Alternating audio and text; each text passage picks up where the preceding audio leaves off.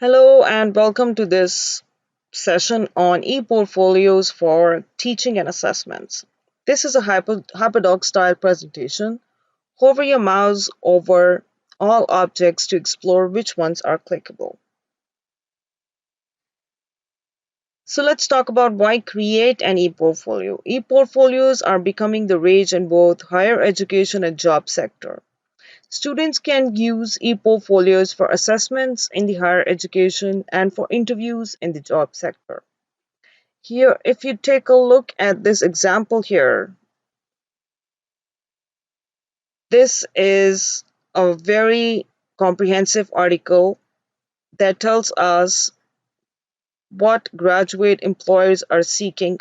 They're seeking the best and the brightest students who provide strong cultural fit with their organizations.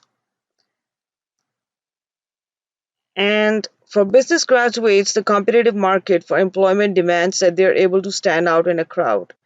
And how does that, how do students demonstrate that? According to one definition of e-portfolio, it is an electronic collection of meaningful artifacts which provides evidence of learning, competencies, and employability. So recent years have shown growing interest in electronic e-portfolios as a tool to support student learning across higher education. The concept of an e-portfolio is multifaceted. It is a technology, a pedagogical approach, and a process, as well as a product. Its purpose can range from tracking development within a program, finding a job, or monitoring performance. So it really depends on what kind of e-portfolios are you looking for. Here are some best practices that you can take a look at that talks about what school uses for your e-portfolios and what do employers look for. Tips to getting started, some nice resources, and some e-portfolio tutorials. Take a look at them.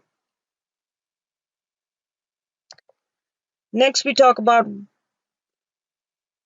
again, we explain why create an e-portfolio. E-portfolios enable students to collect, curate, reflect, and share evidence of their learning in the skills areas relevant to their learning outcomes in their courses and for their employers.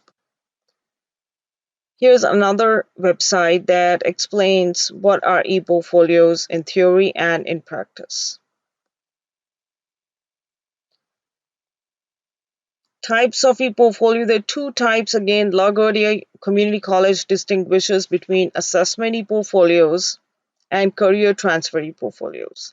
Assessment e-portfolios can be used by to support institutional outcomes assessment, and career or transfer e-portfolios is a tool for showcasing students' achievements to employers or transfer institutions. So how to create an e-portfolio. Here are some resources that talk about how to create e-portfolios. This is a nice site to take a look at. How do you make an e-portfolio? What does an e-portfolio allow you to do? And can you use your e-portfolio after university? And there is a checklist here for you to take a look at. Towards the end of this session, I'm going to explain how you can create e-portfolios using School. And then you can take a look at some examples listed here before we look at some of the rubrics to grade and rate e-portfolios. Here are some examples. Take a look at all of these videos of students posting their e-portfolios.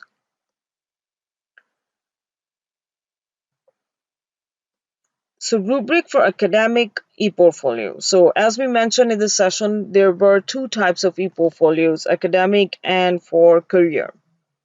A rubric that is created for assessing academic e-portfolio. There are some examples given here. The type of e-portfolio is really defined by the rubric used to assess it. So here is an example of what kind of rubrics you can use to assess e-portfolios. And there are some examples given here in this website. You can take a look. Again, rubric for career e-portfolio. If you click here, it's going to take you to a nice rubric that can be utilized for creating a career e-portfolio. Sometimes, especially for Carthage, we have an Aspire Center that is responsible for developing career-related student learning outcomes. Those learning outcomes can be used to create a rubric that can guide the development of a career e-portfolio. There's some examples here that can be looked at, that can be downloaded, and another example here that talks about different criteria that can be utilized in ePortfolios. So here are different rubrics available for online discussion ePortfolio video, but then here's this one that we were talking about is the one that can be used for academic ePortfolios. So criteria would be selection of artifacts, descriptive text provided, reflective commentary, citations, navigation, usability and accessibility in terms of text elements, layout and color, writing conventions, multimedia elements. So all of these have different kinds of grading criteria. This is an exemplary. So this is what the student should be reinforced, and the rating can be provided here. So let's talk about how to create an e-portfolio on Schoology. Click on the Schoology icon to learn how to create an e-portfolio on Schoology. So here's a step-by-step document that I created to guide you on how to create your e-portfolio on Schoology. Let's do a quick review of what it looks like in the Schoology. So here's your dashboard, Schoology dashboard. You click here and go to your profile. Click on Portfolios. Click on New Portfolio. I already have a My Capstone Project e-portfolio. I have a Career e-portfolio. I have an Instructional Design Video e-portfolio.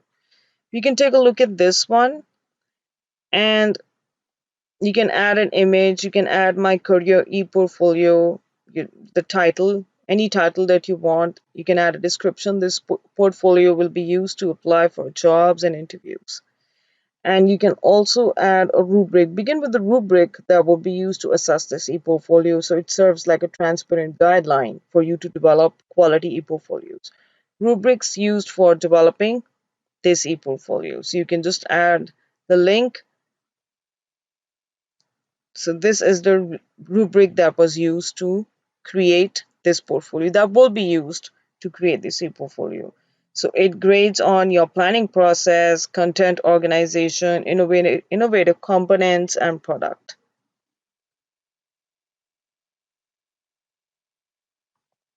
Grab a text box and ask a question. See you in the next video. Bye.